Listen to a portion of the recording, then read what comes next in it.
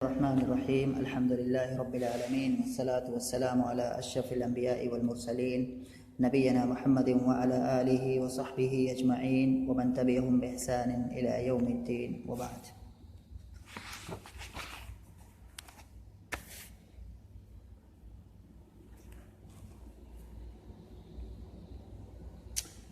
اس سے پہلے والے درس میں ہم لوگ جو باتیں پڑھ رہے تھے وہ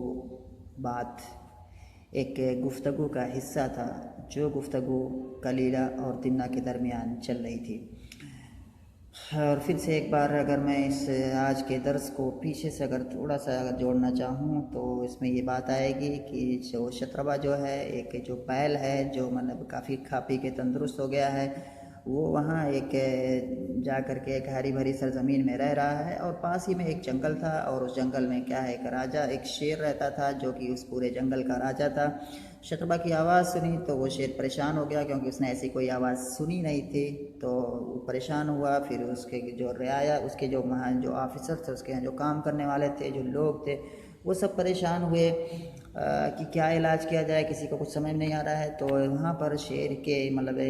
یہاں جو ہے مطلب شیر سے بہت قریبی یہ لوگ نہیں تھے، دو لوگ رہتے تھے، ایک کا نام کلیلہ تھا، دوسرے کا نام دمنہ تھا، اور یہ دونوں کیا ہے سیار تھے۔ تو دمنہ چاہتا تھا کہ یہ موقع ہے کہ میں شیر کے یہاں جاؤں اور اس کی اس پریشانی کا کوئی حل ڈھونڈوں،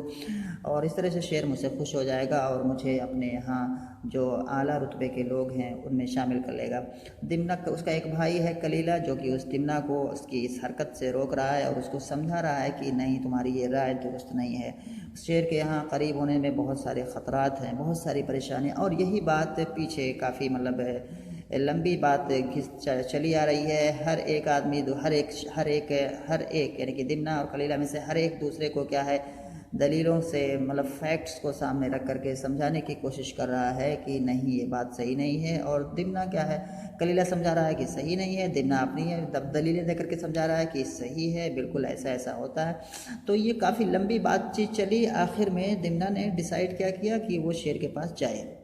یعنی دونوں کے درمیان، یعنی کہ کلیلہ کی بات کو اس نے مانا نہیں، بلکہ کیا ہے فائنلی وہ کیا ہوا، اس نے یہی ڈیسیزن لیا کہ ہمیں شیر کے پاس جانا چاہیے۔ تو یہ جو آج کا جو درس ہے، اب یہیں سے یہ بات شروع ہوتی ہے۔ پھر میں سب سے پہلے میں اس درس کا جو اس میں جو باتیں ہیں اس کو پڑھ دیتا ہوں۔ تو یہاں پر ہے کتاب میں، ثم ان دمنة انطلق حتى دخل على الأسد فسلم عليه فقال الأسد لبعض جلسائه من هذا؟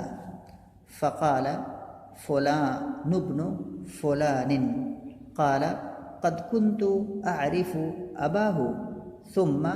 سأله أين تكون؟ قال لم أزل ملازما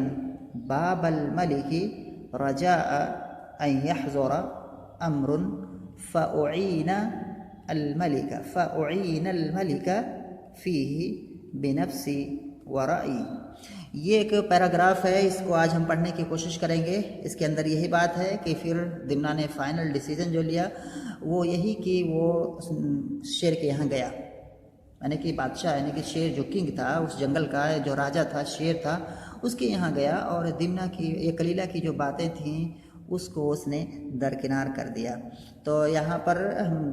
نظر اور اس پر ہم دیکھتے ہیں کہ اس میں کوئی مشکل کلمہ تو نہیں ہے۔ ثم ان دمنة انطلق ينطلق کے معنی چلنا، حتی دخل علی الاسد بباب انفعال سے آتا ہے، یہ انطلق فعل ماضی ہے، بعد مذکر غائب کا صیغہ ہے، حتی دخل علی الاسد، دخل يدخل من داخلونا واسے ہے، سلم علی معنی سلام کرنا، سلم علی کسی کو سلام کرنا ہوتا ہے، کہیں گے سلمت علیہ، میں نے اس کو سلام کیا، تو فسلم علیہ فقال الاسد۔ اور یہ سب کیا ہے، یہ ساری چیزیں کیا ہے، کوئی جانور سلام علام نہیں کرتا ہے کسی کو، وہ ایک کنایا ہے بس، یہاں جانوروں کو لا کر کے حقیقت میں ہی ہے جو باتیں بیان کریں وہ انسانوں کے بارے میں باتیں ہو رہی ہیں، کہ انسانوں کی مطلب جو چیزیں ہو رہی ہیں، لیکن اس کی ترجمانی جانوروں کی زبانی ہو رہی ہے۔ تو اس طرح سے کسی آدمی کو مطلب کسی کی طرف ایک وہ بھی نہیں جاتا، اشارہ بھی نہیں ہوتا ہے کہ یہ بات کس کے لیے کہی جا رہی ہے تاکہ وہ آدمی غصہ ہو جائے، ایسی کوئی موقع ہوتا ہے تو ایسے ہی چیزیں کنایے سے کہی جاتی ہے۔ تو یہ سب کیریکٹرز ہیں، کیا یہ لوگ کیا ہے مطلب ممثل یعنی کہ تمثیل کر رہے ہیں، ایکٹنگ کر رہے ہیں، یہ سب ایکٹر ہے، در حقیقت ان کے پیچھے کیا ہے کسی کوئی اور ہی مراد ہے۔ تو یہ کہہ رہے کہ فسلم علیہ فقال الاسد لبعض جلسائه من هذا۔ جلساء جلیسن کی جمع جلساء، اس کے معنی ہوتا ہے کہ ساتھ جو اٹھتا بیٹھتا ہو، کسی آدمی کے ساتھ جو اٹھتا بیٹھتا ہو اس کو جلیس کہا جاتا ہے۔ جلیسن جمعہ جلساء یعنی ہم نشین، اردو میں اس کا صحیح معنی جو کہ مناسب کلمہ آتا ہے ہم نشین، جلساء جلیس۔ من هذا فقال فلان ابن فلان قال قد كنت أعرف أباه ثم سأله أين تكون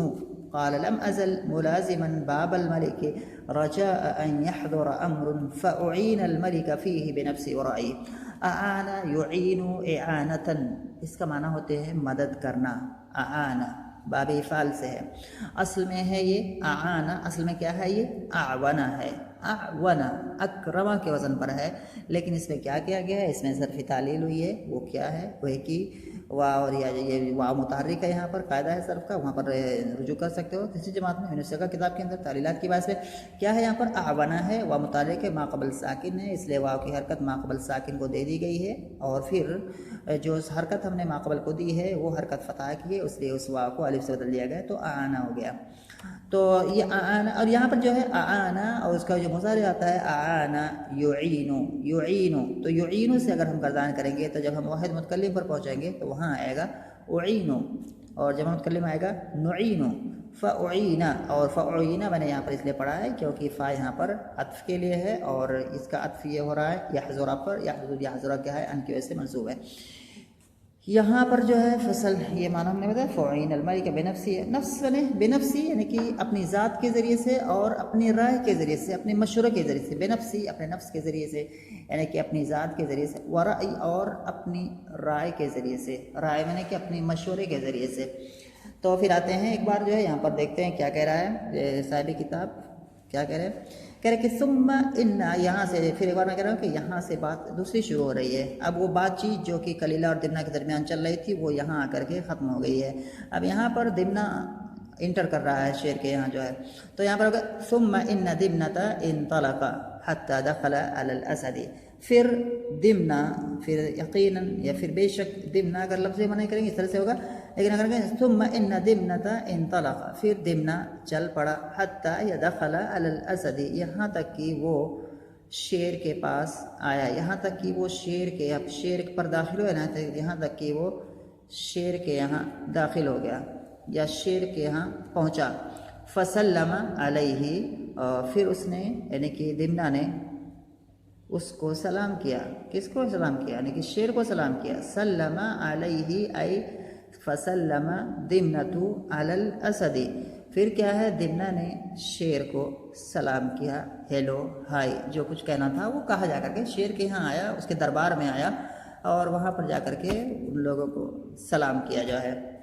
فقال الاسد لبعض جلسائه، تو شیر نے یہ دیکھ کر کے کہ ایک آدمی آ رہا ہے ہمارے دربار میں آیا ہے، تو پوچھا، کیونکہ تھوڑا مطلب وہ قریب شیر کے قریبی لوگوں میں سے نہیں ہے، دور کے لوگوں میں سے، گرچہ اس شیر کی جو ہے اس رعایا اس کی جو ہے اس کا جو کنگڈم ہے اسی میں وہ بھی رہتا، لیکن وہ شیر سے تھوڑا سا دور ہے، تو اس سے مطلب اتنا زیادہ وہ نہیں ہے، تو اس نے کہا فقال الاسد، تو شیر نے کہا، کس سے کہا، لبعض جلسائه، اپنے ہم نشینوں میں سے کسی ہم نشین سے، یعنی کہ فقال الاسد لبعض جلسائه، تو شیر نے اپنے ساتھ اٹھنے بیٹھنے والوں میں سے کسی ایک سے پوچھا، من ھذا، کہ یہ جو ابھی آیا ہوا ہے یہ کون ہے، من ھذا، یہ کون آدمی ہے، یہ کون سا شخص ہے جو ابھی آیا ہوا ہے،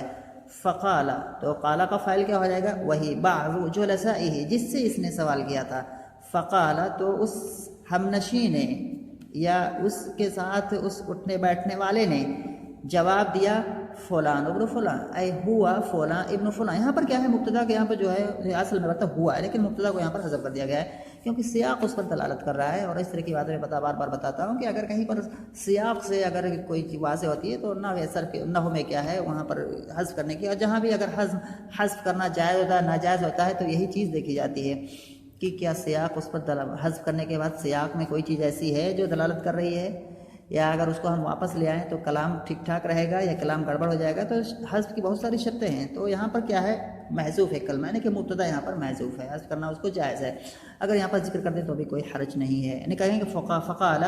ہوا فلاں ابن فلاں تو بھی کلام صحیح ہوگا، یا اگر ہم کہیں فلاں ابن فلاں تو بھی کلام صحیح ہوگا، کیونکہ پیچھے بات آ رہی ہے جو کہ دلالت کر رہی ہے کہ یہاں مراد کون ہے۔ تو فقال فلاں ابن فلاں، تو اس ہمنشی نے کہا کہ یہ تو فلاں ابن فلاں ہے، کنایا ہے، مطلب جو بھی ایسا ہوگا دمنہ کا جو بھی نام ہوگا اس کے باپ کا جو بھی نام ہوگا، تو کہا کہ ارے یہ تو فلاں ابن فلاں ہے۔ تو کیا کہا شعر نے، قال قد كنت اعرف اباه، میں اس کے باپ کو جانتا تھا، یعنی کہ اس کے باپ سے مطلب کافی وہ تھی، مطلب دمنہ کا جو باپ تھا، یعنی تو شعر کرا کہ میں اس کے باپ کو پہچانتا تھا، ابھی اس کا باپ ہے نہیں، لیکن مطلب اس کی کافی مطلب بنتی تھی مجھ سے، کافی اچھی مطلب ہوتی، اور میں پہچانتا تھا اس کے باپ کو۔ جب یہ فلاں ابن فلاں جب کہہ کے اس بعض ہمنشی نے کیا ہے اس کے شعر سے کہا، تو اس نے کہا کہ ارے اس کے باپ کو تو میں جانتا تھا۔ قال قد كنت اعرف اباه، میں اس کے باپ کو پہچانتا تھا۔ ثم سأله، پھر اس شعر نے دمنہ سے پوچھا، این تکون، کہاں ہو آج کل، این تکون، کہاں ہو آج کل، دکھائی نہیں دیتے، مطلب یہ اس طرح کی جو باتیں جو ہے، این تکون، آج کل تم کہاں رہتے ہو، یا آج کل تم کہاں ہوتے ہو، کہاں ہو آج کل، این تکون، تکون مانے کانا کرو مانے ہونا، این تکون یعنی کہ تم آج کل کہاں ہو یا آج کل کہاں رہتے ہو، اس معنی میں ہے۔ ابھی اس کو ہم جو ہے جب اعراب کریں گے تو اس کو بتائیں گے کیا ہوگا، این تکون۔ قال لم ازل ملازما، تو اس نے کہا کہ میں برابر بادشاہ کے در پر چمٹا ہوا ہوں، جڑا ہوا ہوں، لگا ہوا ہوں، رجاء، اس امید سے کہ کوئی معاملہ پیش آئے، ان یحضر امر، کوئی معاملہ پیش آئے، اور پھر میں جو ہے بادشاہ کی اس معاملے کے اندر مدد کر سکوں اپنی ذات کے ذریعے سے اور اپنی رائے کے ذریعے سے، یعنی کہ تھوڑا تھوڑا یہ آگے بڑھ رہا ہے، وہی جو شعر کی جو پریشانی ہے، وہ جو شعر ابھی ڈرا ہوا ہے کس سے، اس شتربا کی آواز سے، تو تھوڑا تھوڑا ابھی تمہید مان رہا ہے کہ میں یہاں پر رہتا ہوں، پڑا ہوا ہوں بادشاہ کے در پر، کہ بادشاہ کو اگر کہیں کوئی پریشانی آتی ہے تو ہو سکتا ہے کہ میں وہاں پر اس کو کچھ فائدہ پہنچا سکوں، تو یہاں سے یہ تھوڑی سی تمہید بنا رہا ہے اسی معاملے کی طرف، ابھی اور آگے باتیں اسی طرح بڑھیں گی۔ تو یہاں پر کہا کہ میں بادشاہ کے در پر، باب من دروازہ، بادشاہ کے در پر میں برابر پڑا ہوا ہوں یا چمٹا ہوا ہوں، بادشاہ کے در سے چمٹا ہوا ہوں، رجاء ان یحضر امر، اس امید کے ساتھ کہ بادشاہ کو کوئی معاملہ پیش آئے، اور پھر میں بادشاہ کی اس معاملے کے اندر مدد کر سکوں بنفسی، اپنی ذات کے ذریعے سے اور اپنی رائے کے ذریعے سے۔ یہ معنی ہو گیا، یہاں پر ابھی یہ تمہید بنا رہا ہے اس معاملے میں، شعر کا جو پرابلم ہے اس میں انٹر کرنے کے لیے ابھی تھوڑی سی تمہید بنا رہا ہے۔ اس پر ایک بار ہم نحوی اعتبار سے دیکھتے ہیں، ثم ان دمنة انطلق حتى دخل على الاسد فسلم عليه فقال الاسد لبعض جلسائه من هذا، سب کی تو ہم نہیں بتا سکتے اس وقت ٹائم اتنا نہیں، لیکن من هذا یہ کیا ہے، اصل میں یہ مبتدا خبر کی ترکیب ہے، من مبتدا ہے، اس میں استفہام ہے، اور هذا کیا ہے، اس کی خبر ہے، تو من هذا یہ مبتدا خبر ہو جائے گا۔ فقال فلاں، یہ میں نے بتایا کہ یہاں پر مبتدا محذوف ہے، قال قد كنت اعرف اباه، قد كنت یہ کانا ہے، کانا سے نکلا ہوا کلمہ ہے، کنتو یہاں پر بعد میں کلمہ سے ہے، کنتو تا کہ جو لگی ہوئی اس کے اندر، یہ اس کا اسم ہے، اعرف اباه، یہ جملہ ہے جو کہ کانا کی خبر ہے۔ ثم سأله أين تكون، أين تكون، أين یہاں پر کیا ہے، خبر ہے، کانا یکون جو ہے، تکون، کانا یکون، یہ مطلب یہ واضح افعال ناقصہ میں سے تکون یہ فعل ہے، اور اس کے بعد جو ہے اینا، اینا یہ ظرف ہے، اور یہ ظرف متعلق کس ہے، اسے یہاں ہم کوئی بھی چیز کیا ہے، کوئی مناسب کلمہ یہاں پر ہم اس کو محذوف مان لیتے ہیں، اور جو ہو جائے گا کہ اینا یعنی کہ تکون مستقرا اینا، یہاں پر ہم مستقر مان سکتے ہیں، یعنی کہ استقرہ استقر سے، تو تکون مستقرا اینا اس طرح سے ہو جائے گا، تو اینا کی ظرف ہے، اور ظرف جار مجرور یہ ضرور بضرور کسی چیز سے متعلق ہوں گے، تو اور بھی کسی طریقے سے ہم اس کو کر سکتے ہیں، تو یہاں پر اگر ہم مستقرا کہہ لیں کہ تکون مستقرا اینا،